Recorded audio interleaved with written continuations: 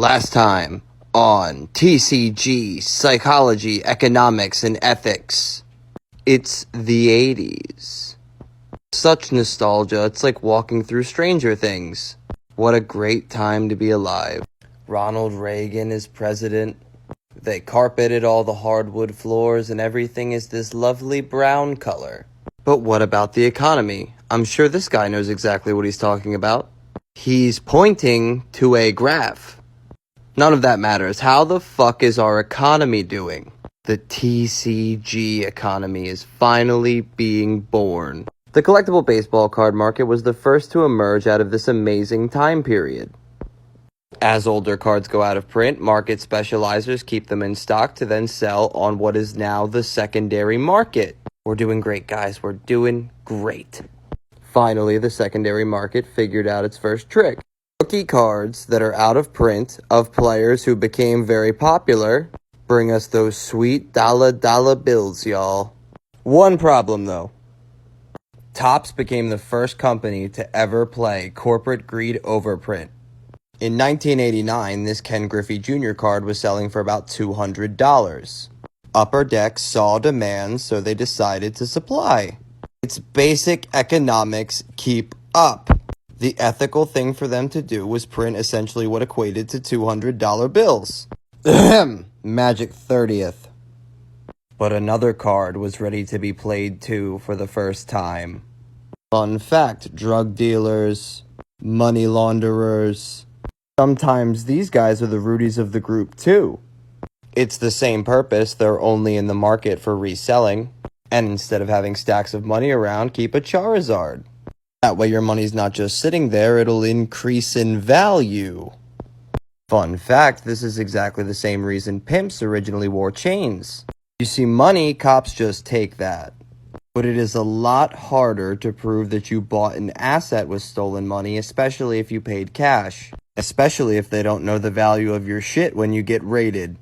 And the SEC doesn't care because this is a dumb game for children. Just think, if you had an extra $1 million to hide, why not put it in Magic the Gathering? Especially if you can buy enough to gouge the market. Oh, Martin Shkreli. Such memories. Such nostalgia. It's like being back in the 80s. So right now, the Ken Griffey Jr. card is selling for about $200. Investors begin buying larger and larger quantities. So what does the responsible corporation do? It's the 90s. The secondary market learned just how many were printed. Next time, it's the 90s. A decade of originality, and we're here to make power plays. The secondary market is thriving. The Ken Griffey Jr. card is selling for about $200. And whoops, we printed 1 million copies of them. This is what happens when card makers get too greedy, rolling out products and killing the value of others. One problem though, the market finally found out what was happening. Panic ensued in the secondary market. No one was sure what to do. No one knew it, but corporate greed overprint and secondary market FOMO had been played at the same time. They literally referred to what happened to the Ken Griffey Jr. card as Upper Deck killing its golden goose. Thank God we've learned our lesson and we'll never let this happen again. You see, these cards are actually the same thing on two different levels. It's choosing immediate gratification over longevity and the value of your fans. Cards, though reproducible, are still material things, and they have value as game pieces. That is what separates card games from just a collectible market. The use value adds market value because Timmy, Johnny, and Spike actually just want to play the game. Johnny and Spike buy cards from the cheap off of the secondary market, and the Timmies rule the market. They just want to have whatever the fuck this is. And Pokemon has this down to a science. Pokemon's market is primarily collectors. And the companies, they just don't really care about Johnny and Spike because Johnny and Spike buy off the second market and never enough to really do anything. However, Timmy and Rudy, now here is what's going to shock a lot of people. Legally speaking, All Rudies and Timmies are one group. That is because if this company acknowledges the Rudies, the secondary market, they acknowledge that they are printing money, and if that happens, then we'd be subject to ridiculous social conditions, like these so-called laws and regulations and forensic accountants. We can let none of this happen, otherwise the golden goose really dies. Are TCG use values manufactured and artificial? Yes, and that's fine provided you're willing to pay that cost to play that game. It's reasonable to expect higher tier cards to be more expensive. You could even just proxy casual play, really. Only Johnny and Spike really need the cards for tournaments. And Yu-Gi-Oh! Is known for reprinting nearly everything. So why aren't they all doing this? Next time. Money Eyes Pump and Dump Dragon. It should be pretty obvious why they're doing this. 'Cause fuck 'em, that's why. Pokemon Scarlet and Violet know you'll buy a dated, flawed game. The quality of Pokemon products is truly all over the place. Pokemon Scarlet and Violet are the fastest selling Nintendo games to ever be on console.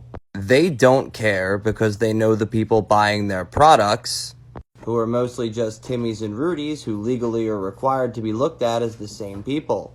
So why, in spite of obvious red flags, do we keep coming back to this product? Because of nostalgia. Because of profound social conditioning we have from being children. That's why Lacan came first. According to Lacan's theory of desire, go watch that video if you haven't, we are traumatized and re-traumatized by our objects of desire. We have been socially conditioned by one of the most powerful marketing strategies to ever exist. Our objects of desire are gotta catch 'em all, and I wanna be the very best. But neither of those things can ever be allowed to happen. We were hit by every form of symbolic stimuli we possibly could have been hit by. Which brings us back to B.F. Skinner, behaviorism, and our first point on ethics. We grew up in what essentially equated to a Skinner box. Now, he didn't believe in free will or that human emotion meant anything. So, he has no ethics, really. Well, free will being an illusion is up for debate. Manipulation being effective is not. Keeping in mind all objects of desire are sources of anxiety and trauma, every trauma victim has a breaking point. Point where shit that was okay before gets pushed too far. The entire Magic the Gathering community experienced this break at the exact same time. Johnny and Spike got beaten at a tournament play ages ago, but Rudy and Timmy and Rudy, who genuinely usually love this stuff, they were pissed too. These two were the target demographic for this product. People who are investing in it to make money down the line, and those fortunate enough to genuinely not give a shit how much they spend on cards. When you threaten a social norm, the rules of a society, either you're affected by Lacan's special move, symbolic castration, and you learn the rules to a new society, or you get a trauma response, like what happened to the MetaZoo community. Go watch that video, it's funny.